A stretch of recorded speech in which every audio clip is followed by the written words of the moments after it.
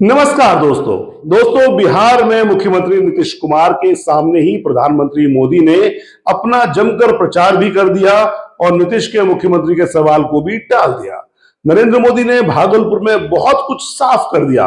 नरेंद्र मोदी के दौरे और भाषण के अंदाज ने ये इशारा भी कर दिया कि इस बार बिहार में चुनावी रण का नजारा पूरी तरह बदला हुआ नजर आ सकता है, जिसमें बेशक आमने सामने दो गठबंधन दिखेंगे, एनडीए और महागठबंधन, जिसमें बीजेपी को छोड़कर दोनों ओर से सभी दल जातीय राजनीति की बिसात बिछाएंगे। लेकिन असल में ये लड़ाई अब की बार एनडीए की ओर से कमंडल की राजनीति थामे नरेंद्र मोदी और महागठबंधन की ओर से दलित पिछड़ी जातियों को सत्ता में भागीदारी और संविधान की राजनीति थामे राहुल गांधी के बीच होनी तय है। क्योंकि नीतीश कुमार की कोशिशों को चालाकी से धता बताते हुए प्रधानमंत्री ने कल भागलपुर से कमंडल की चुनावी राजनीति की बुनियाद भी रख दी। दोस्तों, नरेंद्र मोदी से ठीक पहले भागलपुर में मंच से बोलते हुए नीतीश कुमार ने एक लक्ष्मण रेखा खींचने की कोशिश की, आप ये कह सकते हैं। नीतीश ने साफ कह दिया कि अब यहां हिंदू मुस्लिम भी नहीं होता है जी, क्योंकि भागलपुर दंगों का इतिहास नीतीश और नरेंद्र दोनों के ही जहन में था। 1989 के अक्टूबर का वो दौर था। करीब 2 महीने के उस दौर में 250 गांव चपेट में आए थे, जिसमें करीब 4000 लोगों ने अपनी जान गंवाई थी। शायद इन्हीं सब को नजर में रखकर प्रधानमंत्री नरेंद्र मोदी ने किसान सम्मान निधि के बहाने अपने कार्यक्रम की जगह भागलपुर को तय किया। यहां उन्हें अपने चुनावी हिंदुत्व को उछालने का बेहतरीन मौका मिला। इसे रोकने के लिए ही नीतीश कुमार ने वो लक्ष्मण रेखा खींचने की कोशिश की थी। लेकिन मोदी जी को मौजूदा सियासत के सिर्फ बड़े खिलाड़ी नहीं, आज की सत्ता की सियासत के जनक भी हैं। ऐसी लक्ष्मण रेखाओं को मिटाने की कला भी उन्हें अच्छे से आती है। उन्होंने महाकुंभ के बहाने आरजेडी और कांग्रेस पर एक साथ निशाना साधा। हमारी आस्था से नफरत और राम मंदिर से चिढ़ने वाले कहकर प्रधानमंत्री ने अपना मकसद पूरा कर लिया। साथ ही अपने चुनावी रुख को भी साफ कर दिया दोस्तों, क्योंकि दिल्ली में बीजेपी का मुख्यमंत्री बिठाकर अब नरेंद्र मोदी और उनके चाणक्य अमित शाह का अगला लक्ष्य बिहार में बीजेपी का मुख्यमंत्री बनाना है। इसके लिए घोषित तौर पर बीजेपी का एक ही हथियार है, जो है चुनावी हिंदुत्व। अघोषित तौर पर तो एजेंसियां और चुनाव आयोग समेत बहुत कुछ नरेंद्र मोदी और अमित शाह के हाथ में है, जिसका आरोप विपक्ष उन पर हमेशा लगाता रहता है। कमंडल यानी चुनावी हिंदुत्व के जरिए नरेंद्र मोदी जिस मंडल की राजनीति को चुनौती दे रहे हैं, उसके एक और ज्यादा बड़े दायरे की राजनीति राहुल गांधी ही कर रहे हैं। कांग्रेस ने बिहार में पार्टी का प्रभारी बदलकर अपनी ताल ठोक भी दी है। बिहार में बीजेपी को चाहे अनचाहे नीतीश कुमार की राजनीति ने ही एक बड़ी जमीन दे दी है। तो कांग्रेस के लिए भी पहली बार बिहार में खुलकर जमीन नीतीश कुमार की राजनीति ने ही तैयार की है। ऐसा क्यों और कैसे हुआ, इस बारे में है हम आपको पहले भी एक वीडियो में डिटेल से बात कर चुके हैं। दोस्तों, हमारा वो वीडियो आपने अगर अभी तक नहीं देखा है तो प्लीज जरूर देखिए, ताकि आपको बिहार की बदलती राजनीति का सिरा पकड़ में आ जाए, यानी कि छोर पकड़ में आ जाए। आज के वीडियो में हम बिहार की बदलती राजनीति के उस खेल को समझेंगे दोस्तों, जो दिल्ली में बैठकर खेला जा रहा है। तब आपको यह भी समझ आ जाएगा कि आखिर जिस राहुल गांधी को नरेंद्र मोदी, अमित शाह और बीजेपी के तमाम धुरंधर, फ्लॉप, बच्चा, पोपट, बाबा और न जाने क्या क्या साबित करने पर तुले हैं, उन राहुल गांधी पर देश के अलग अलग हिस्सों में बैक टू बैक कई सारी एफआईआर दर्ज कराई जा रही है। राहुल गांधी से किसको और किस तरह का डर है? दोस्तों, हमारा ये वीडियो अंत तक जरूर देखिए, और अगर अभी तक आपने हमारे चैनल को सब्सक्राइब नहीं किया है तो प्लीज इसे फौरन सब्सक्राइब कर लीजिए।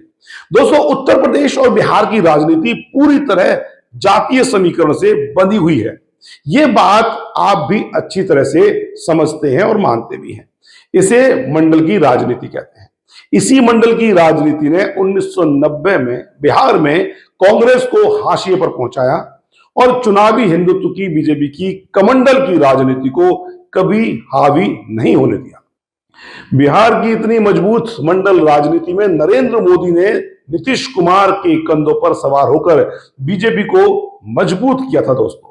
लेकिन राहुल गांधी ने मंडल से जुड़े राजनीति के उन मुद्दों को उठाकर कांग्रेस की जमीन मजबूत करनी शुरू कर दी, जो मुद्दे 1990 के बाद से लगातार सत्ता संभालने के बाद भी समाज में बने हुए हैं।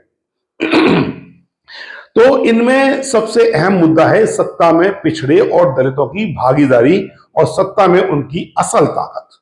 मंडल की राजनीति ने कुछ लोगों को राजनीति में प्रतिनिधित्व तो दिया, लेकिन सबको नहीं दिया, और जिन लोगों को प्रतिनिधित्व भी मिला उसके पास भी सत्ता की असल भागीदारी और ताकत नहीं आई। इसीलिए राहुल गांधी पिछले 2 साल से लगातार एक ही बात को लेकर चल रहे हैं, जाति जनगणना। राहुल गांधी का असर बिहार में जिस वोट बैंक पर पड़ रहा है वो अनुसूचित जाति 19% और जनजाति 1.68% है। मोदी सत्ता की राजनीति के विरोध में रहने वाले मुस्लिम 17.7%, यानी कि कुल मिलाकर करीब 38.39% वोट बैंक। ये कितना बड़ा चंक है आप समझ सकते हैं। मुस्लिम वोट बैंक पर नीतीश कुमार और तेजस्वी यादव दोनों की पकड़ रही है, लेकिन नीतीश कुमार का मोदी के साथ जाना और पूरे देश में सिमटती छत्रपों की राजनीति के चलते मुस्लिम नीतीश और तेजस्वी दोनों से छिटक सकते हैं। कांग्रेस के सामने 27.12% पिछड़ा और 36.01% अति पिछड़ा वर्ग है दोस्तों।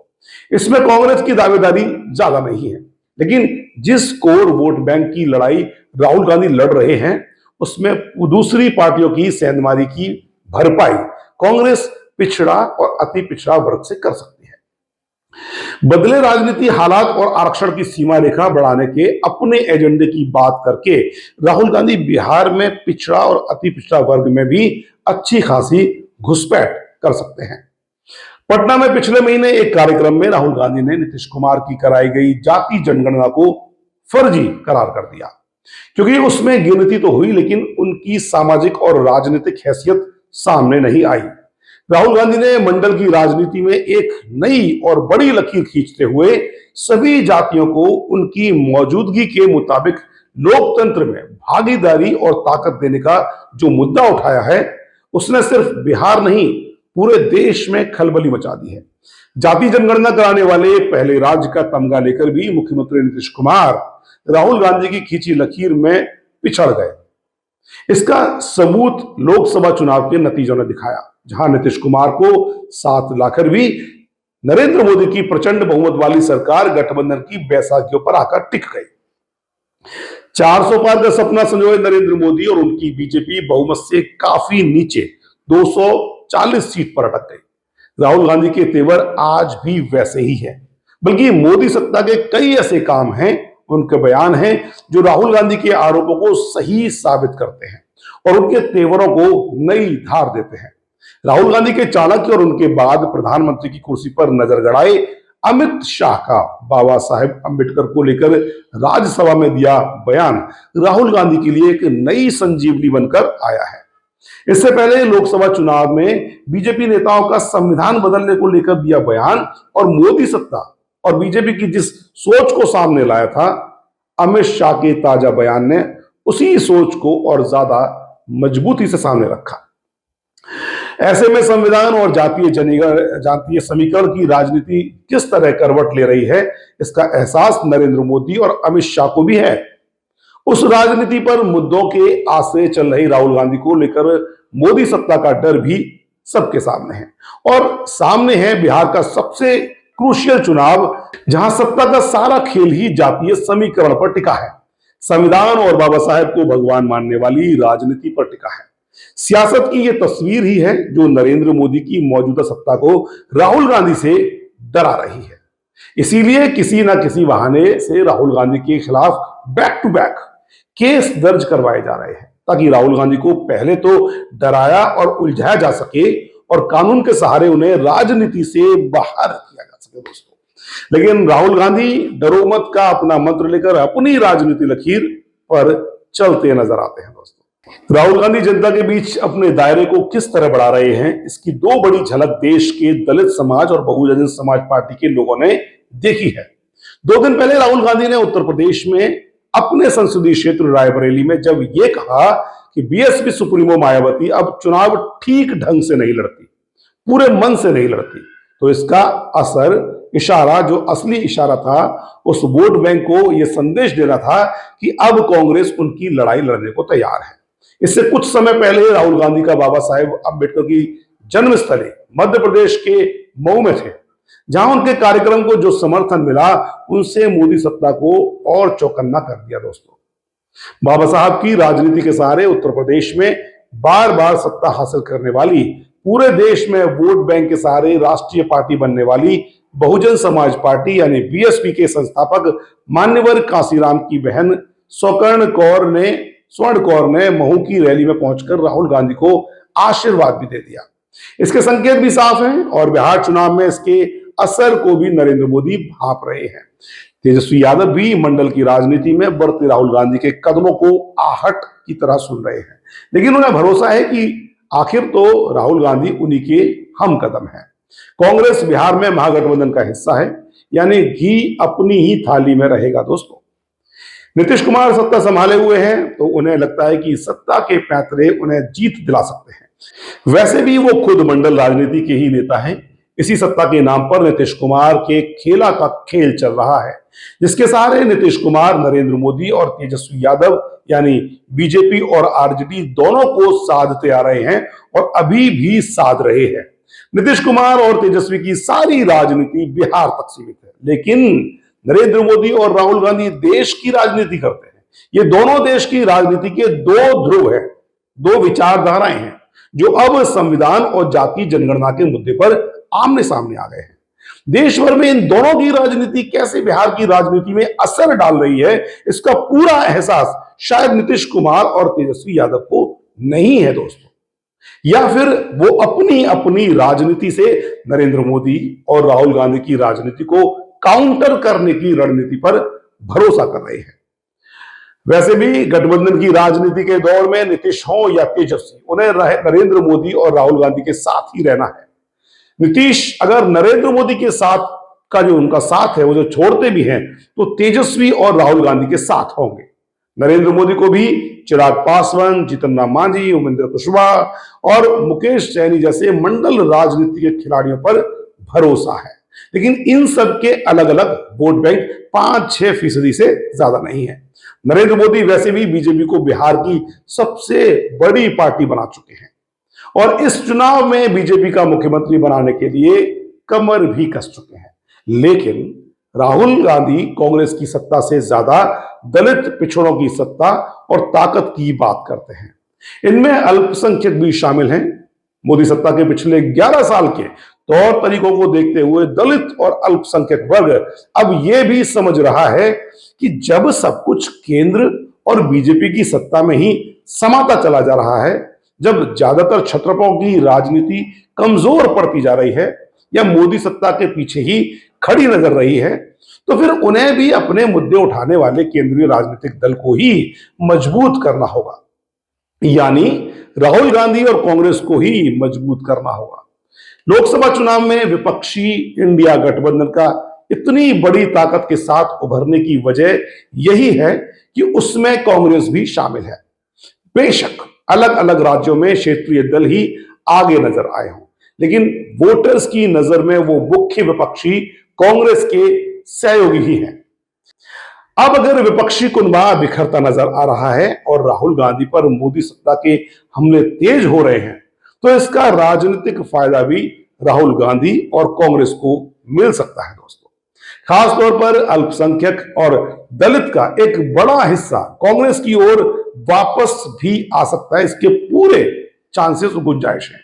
बिहार की राजनीति में तेजस्वी यादव वोट बैंक जो पिछड़ों में से बड़ा करीब 14% है और नीतीश कुमार के कुर्मी वोट जो करीब 4% है, या कहें कि लव कुश समीकरण जो कुल मिलाकर 10-12% तक के आसपास होता है, उसके बाद अगर अलग जातियों के नाम पर राजनीति करने वाले चंद नेताओं को छोड़ दें जिनका अलग अलग वोट बैंक 5% से नीचे है, तो मंडल की राजनीति के बड़े हिस्से पर राहुल गांधी की बातों का असर चुनाव में दिख सकता है। नरेंद्र मोदी अपने सहयोगियों और उम्मीदवारों के सहारे तो मंडल की राजनीति साधने की कोशिश जरूर करेंगे, लेकिन उनका असल फोकस कमंडल और चुनावी हिंदुत्व पर ही रहेगा, क्योंकि जातियों में बटी बिहार में हिंदू के लिहाज से 81.9% हिंदू है। डबल इंजन का जुमला भी नरेंद्र मोदी और बीजेपी नेताओं के साथ चलता ही रहता है। यानी इस बार बिहार में मंडल और कमंडल की बड़ी राजनीतिक लड़ाई देखने को मिल सकती है दोस्तों, जिसके एक छोर पर राहुल गांधी और दूसरे छोर पर नरेंद्र मोदी होंगे। दोनों की राजनीतिक विसाद भी इस तरह बिछ भी रही है। राहुल गांधी पूरे देश में संविधान और जाति जनगणना की बात कर रहे हैं और मोदी सत्ता के निशाने पर भी सिर्फ राहुल गांधी ही दिखते नजर आते हैं। बिहार की बदलती राजनीतिक हवा नीतीश कुमार और तेजस्वी यादव को भी डगमगा सकती है दोस्तों। इन सब पर हमारी नजर बनी रहेगी और आप भी इन सब पर नजर बनाए रखने के लिए लगातार एक्सक्लूसिव खबर चैनल को देखते रहिए, इसे सब्सक्राइब करिए और ये खबर आपको कैसी लगी इसके लिंक को आप लाइक भी करिए और शेयर भी करिए, ताकि मैं लगातार इतनी ही मजबूत और असरदार खबर आप तक पहुंचाता रहूं। फिलहाल हमेशा की तरह मुझे दीजिए इजाजत, दोबारा मुलाकात होगी इसी समय। नमस्कार।